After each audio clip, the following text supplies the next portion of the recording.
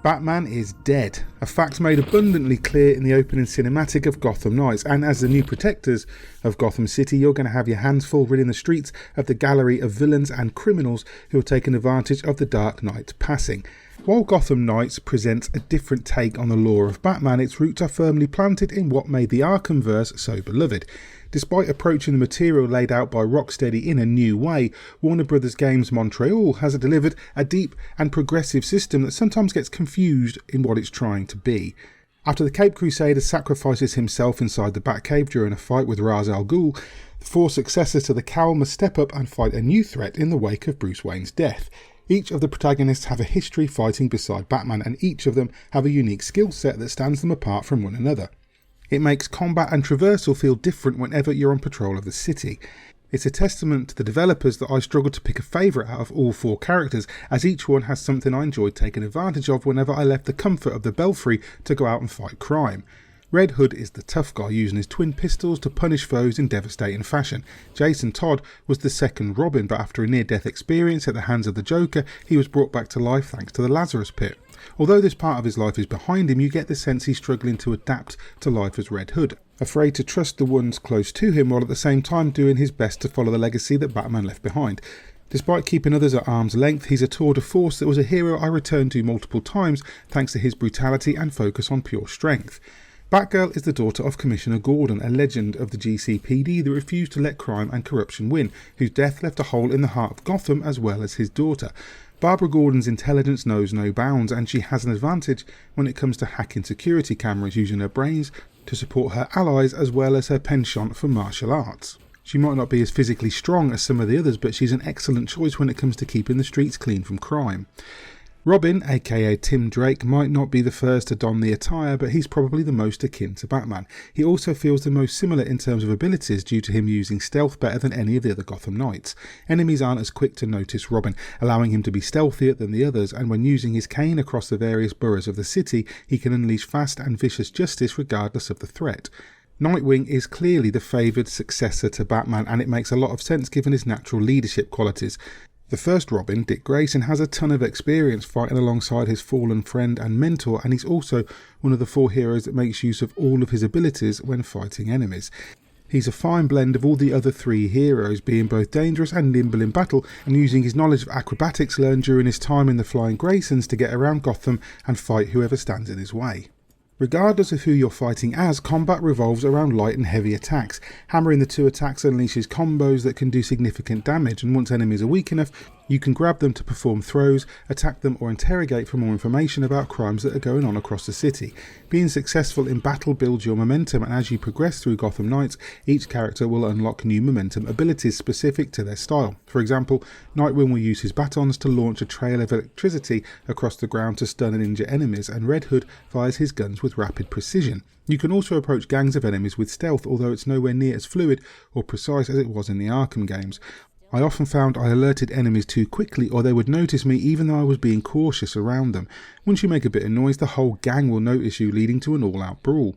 You can throw smoke bombs before escaping to a higher platform or pillar, but the initial stealth sections don't feel as tight or controlled as they have been in past Batman games. Of course, Gotham Knights isn't from the same development team, but with the Shadows being an ally to you, it would have been better if these moments were more polished. Each character has their own unique moveset, but they also share similar abilities when traversing Gotham. The zip line can be fired at various buildings, street lamps, water towers and rooftops, getting around much quicker than when on the ground. You can also summon the bat cycle whenever you want, adding versatility to how you travel.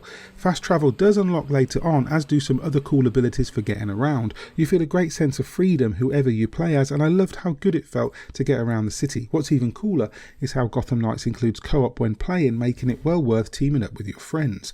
When playing with another person, you can team up and take part in the same mission, flying around together and beating up gangs of enemies in harmony. However, you can also go about your business separately. You could be trying to stop a robbery happening in the West End as Red Hood, while a friend is collecting Batman's audio recordings in the Bowery as Batgirl. Whatever you're doing, XP is collected for both of you regardless of who actually earns it. It works very well and allows you to either work together or separately to fight against the villains of Gotham. The story delves into every aspect of Batman lore. For those who know their comics, there's a lot for them to uncover and appreciate.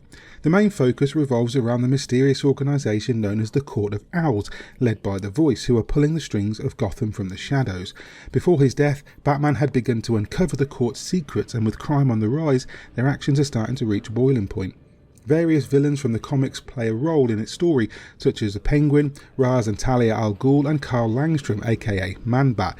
There are also some hefty side missions that play out as well, featuring Harley Quinn, Clayface and Mr. Freeze. The case files are fairly big and provide you with another focus outside the main story. They also offer up boss fights that cause you to use all of your abilities regardless of who you're playing as, and can be pretty tough as well. One thing I loved about Gotham Knights is how the developers have created different cutscenes for every protagonist. When I went to meet Harley Quinn inside Blackgate Prison, for example, she acknowledged me as Robin, and later, as Nightwing, she lovingly called me Nightbutt and addressed me specifically. During my Mr. Freeze story, when I just fought him as Red Hood, Alfred and Dick were talking about how the fight with him had taken its toll on Jason. Outside of the main story, there's so much you can be doing, with new stuff unlocking all the time. The Belfry acts as your hub of operations, and from there you can switch characters, check the evidence board, change the look of your Batcycle, and even play Midway's 1983 classic arcade game Spy Hunter. You can also complete training exercises as well as chat with Alfred. Add the clues you found throughout Gotham to reveal new premeditated crimes to thwart, and upgrade, craft and add modifications to your suits and weapons. For those that love a tidy menu, there's a lot of unread markers that will require a lot of time to go through to catch up on. Various challenges can be completed when you're not tracking down the actions of the Court of Owls or the League of Shadows. You can go and stop a range of premeditated crimes like kidnappings, organ trafficking and illegal trading. There are time trials for your Batcycle, street art to photograph, batarangs to collect, landmarks to uncover and record, contract missions featuring Renee Montoya, Lucius Fox and the Penguin, and so much more. By pressing the touchpad out on patrol, you'll see all of the various quests and activities to uncover, with it sometimes feeling a little overwhelming when choosing what to do. Despite some messy menus and map icons, having all of this content will keep you playing long after finishing the main story. There's also an addictive nature to crafting new outfits and gear. There's various salvage relating to the type of enemy you take it from, which in turn allows you to unlock new suits and melee and ranged weapons that take inspiration from the comics. These RPG elements help you to become stronger as you progress and offer up elemental damage and resistance so that you're always well equipped to take on the various enemies throughout Gotham Knights. It runs at 30 FPS, and while it's not a deal breaker, some of the sections where I was fighting a lot of enemies felt sluggish. Dodging around and avoiding getting hit felt slow, and I would have appreciated more of a refined and quicker level of action. It's also noticeable when on the Batcycle, as although there's an illusion of going fast, you're not actually moving as quickly as it appears. Also, while not a lot of them featured, especially when in the city, the load times when returning to the Belfry or upon death took quite a bit of time, something I wasn't used to with the current gen, more often than not offering almost instant return to action.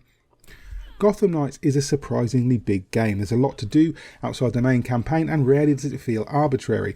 Combat feels unique regardless of who you play as, and there's a reason to make use of all four characters throughout your time with it. I couldn't stop playing, and I had a ton of fun throughout my time in Gotham. Traversal gets a lot better, even if it does lack the fluidity of the Arkham games, and the stealth sections aren't quite as tight as they should be. But despite these minor issues, I enjoyed the 30 plus hours I spent with Gotham Knights, and there's still a lot more stuff to do, and for that reason I'm going to score it an 8 out of 10.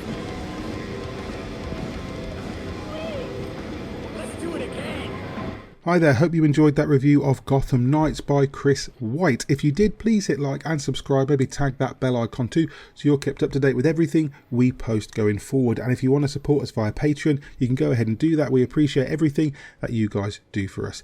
Bye for now.